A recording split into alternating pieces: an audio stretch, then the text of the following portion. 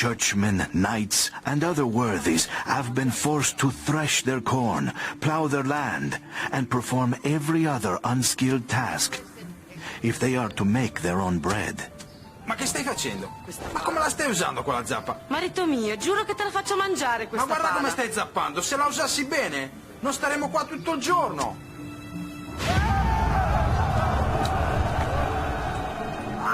The 100 Years' War, which rumbles on between Englands, gives opportunity to knights and adventurers alike. But for the peasants, it's more bad news. You have a lot of military types running around. Sometimes they're employed by France or England or Spain or Catalonia or someone, in which case they're drawing a salary and looting cities for pay. Sometimes they're unemployed and they're looting cities to feed themselves. During the truces of the 100 Years' War, many soldiers become bandits. Italy is riven by a massive influx of mercenaries on a quest for loot. Have all these demilitarized men roaming the land, looking for opportunities to pillage. And that's really where things like scalping, for example, come from.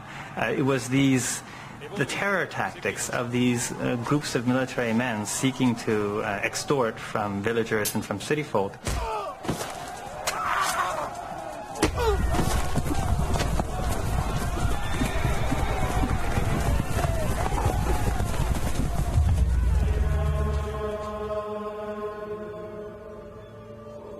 The repercussions of a smaller workforce ripple through the more peaceful pursuits of craft, industry, and agriculture.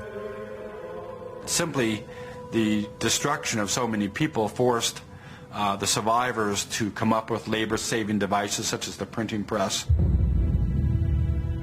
Industries that used to rely heavily on surplus manual labor, like the cloth industry, which used to be able to count on lots of dislocated peasants who didn't have land because there were so many people and the land was fixed. They can't rely on that labor, so they start to turn to other kinds of solutions, technological solutions, like mills.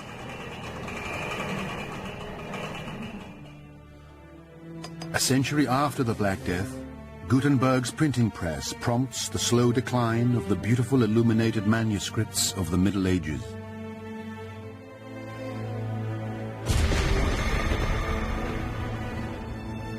All the industries that we really associate with later processes of industrialization start to emerge in the late 14th century, and you could argue that they emerge partly as to the labor crisis precipitated by the plague. Perhaps the greatest impact is upon the human mind.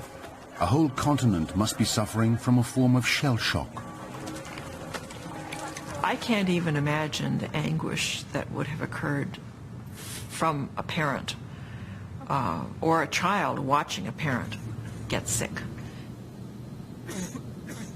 Take young people who may have seen their parents die, surviving in the 1350s, but with that memory of death all around them, so that death became a common sight. Well, I think there is lots of evidence that there was a psychological transformation affected by the plague and by the sudden dramatic disappearance of so many people. Death clings to their imaginations. He intrudes more and more into the art of the late medieval period, most famously in the Danse Macabre. The kind of Dutch paintings you see with skeletons dancing and with a kind of memento mori, just remember death. Death is everywhere. The psychological impact of the Black Death is unfathomable. But we know that the very foundations of medieval faith have been shaken. Amongst some circles, there is a new spirit of skepticism and questioning. The Renaissance, which flowered in Italy in the 100 years that may have been encouraged by this new mode of thinking. It did demonstrate mankind's remarkable power of recovery.